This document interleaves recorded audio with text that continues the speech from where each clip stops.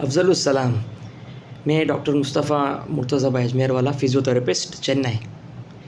આજે આપણે એક વાત કરશું જે બુઝુર્ગોમાં ઘણું કોમન છે, જે છે ની પેન. ની પેનનો કોમન રીઝન છે ની આર્થરાઇટિસ યા ડીજનરેશન, જે એજના રિલેટેડ ચેન્જીસ આવે એના સબબ ની પેન આવે છે. આપણે અક્સર બુઝુર્ગોને સુનીએ છીએ કહેતા કે મારા નીમાં ગેપ આવી જાય, ગેપ છે એમ. પણ એકચ્યુઅલી ગેપ કમ થઈ જાય છે. બે બોન્સના વચમાં જે થાઈ બોન છે અને શિન બોન છે, જે બે બોન્સ છે આપણા પગના, એમાં ગેપ કમ થાય છે. ગેપ કમ થવાના સબબ જ્યારે મૂવમેન્ટ આવે તો એક બોન્સ એકબીજાથી ટચ થયા કરે, જેના સબબ પેઇનફુલ મૂવમેન્ટ તો કરશો બટ પેઇનફુલ, ડર જ થાય ને, અટકીને મૂવમેન્ટ આવે છે. તો આ એક કન્સર્ન છે. તો શું કરીએ હવે કે આપને એડવાઇઝ એમ આપવામાં આવે છે કે મૂવમેન્ટ કરો ને ડર જ બી થાય છે, તો કેમ કરવાનું? મૂવમેન્ટ્સ બી કરવાનું કહે છે ને મૂવમેન્ટમાં જ પેઇન બી થાય છે, અટકીને મૂવમેન્ટ આવે છે, યા પછી મસલ સ્ટ્રેન્થ કમ થઈ જાય છે કેમ કે જોઈન્ટના અંડર પેન છે. તો એ પેન જે છે એ સસ્ટેન નહીં કરી શકતા બુઝુર્ગો, તો પછી દુખે, પછી એ સહન નહીં કરી શકતા, તો પછી એક્ટિવિટીઝ કમ થઈ જાય છે. એક્ટિવિટીઝ કમ થવાના સબબ પછી એક જ જગા પર ચેર પર બેઠા રહે આખો દિવસ, એ પછી ઉઠીને આમ હલનચલન કરવાની બી આમ હિંમત ના હોય. દરદનું જે એક ફિયર હોય કે ભાઈ ડર જ છે, તો હમણાં મેં કંઈ વધારે કરીશ તો કંઈ વધારે એગ્રીવેટ થઈ જશે, પેન એકદમ વધી જશે, બરાબર. તો એનો એક ટ્રીટમેન્ટ એમ છે હમણાં કે અવેલેબલ રેન્જ, જે મૂવમેન્ટ આપણા જેટલું પરમિટ કરે છે બોડી, જ્યાં અલગ થાય વहाँ અલગ કરવું જોઈએ, પેન ફ્રી રેન્જમાં. ઓકે, હવે ઘણા એમ કમ્પ્લેન આપશે કે મારાથી 10 મિનિટ જ ઊભા રહેવાય છે, 10 મિનિટ પછી તો મને ખુરશી ઢૂંઢવી પડે બેઠવા વાસ્તે, એમ કહે.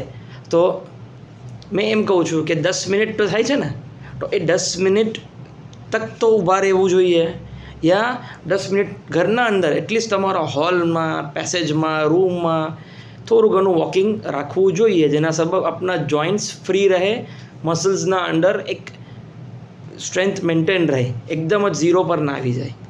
આ એક ચીઝ. સેકન્ડલી, ચેર પર બેઠા છો હમણાં, તો ચેરના ઉપર બી થોડી વારે 3 hours વન્સ યા 2 hours વન્સ થોડી ઘણી મૂવમેન્ટ, ફ્રી મૂવમેન્ટ્સ કરવા જોઈએ. ફ્રી મૂવમેન્ટ્સ એટલે ની સ્ટ્રેટ કરવાનું, ની બેન્ડ કરવાનું. ઓકે, સિટિંગ માચપાસ કરીએ છીએ, બરાબર. તો આ સગલા મૂવમેન્ટ્સ હેલ્પ કરે છે કે જોઈન્ટનો જે આપનું બોન્સને, મસલ્સને બધું જે જોઈન્ટના આપણે જે કોન્સ્ટિટ્યુન્ટ જે ચીઝ છે એને બરાબર મેન્ટેન રાખે છે, એને ડેમેજ થવાથી બચાવે છે. તો આ ચીઝ છે આપણે કરવાની, ને એ કંઈ ડરવાની વાત નથી. ની આર્થરાઇટિસ યા ની પેઇન કંઈ ફિકરની ડરવાની વાત નથી, કેમ કે it is an age related change. હવે આપની age 50 years, 60 years, 70 years, 75 and above છે, તો એટલા વર્ષ આપણે એ વસ્તુ ઇસ્તેમાલ કરી છે, તો એ એક ડીજનરેશન આવે, એક ચેન્જ આવે, બોડીમાં ચેન્જ આવે, એમાં કંઈ ફિકરની વાત નથી. ઓકે, આપણે શું કરવું જોઈએ કે જે એના સરાઉન્ડિંગ મસલ્સ છે, નીઝના સરાઉન્ડિંગ મસલ્સ છે, જેમ થાઇઝના છે, પાછળ બેક ઓફ થાઇઝ છે, આપણે એને હેમસ્ટ્રિંગ્સ કહીએ છીએ. થાઇઝના ઉપર જે છે એને ક્વોડ્રિસેપ્સ કહીએ છીએ. થાઇઝના નીચે, પગના નીચે જે છે આપણે કાફ, પિંડી, કાફ કહીએ છીએ.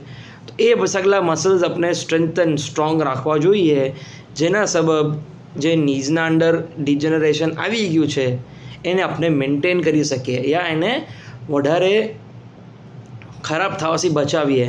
ને આપણા એક્સરસાઇઝ અને મૂવમેન્ટના સબબ એમ બી દેર ઇઝ અ ચાન્સ, એમ બી છે કે જે આપણું ડિજનરેશન થયું છે આપણે એને ઇમ્પ્રૂવ બી કરી શકીએ જરાક, જેના સબબ આપણે ઉઠવા બેઠવામાં, સ્ટેર ક્લાઇમ્બિંગ, નીચે ચડવા ઉતારવામાં તકલીફ ના થાય. તો હવે આ બે ચીઝ કરવાનું છે. થર્ડ ચીઝ એમ કે થોડું પાણી, વોટર ઇન્ટેક વધારે કરીએ, પાણી વધારે પીએ. જોઈન્ટ્સના અંડર પાણીની ઘણી જરૂરત છે મૂવમેન્ટ્સ વાસ્તે, મસલ્સને બી પાણીની ઘણી જરૂરત છે. હવે આપણે પાણી ન પીએ, હવે બુઝુર્ગો કમ્પ્લેન એમ કરશે કે ભાઈ પાણી પીએ છે તો ઘડી વોશરૂમ જવું પડે, એવી તકલીફ છે.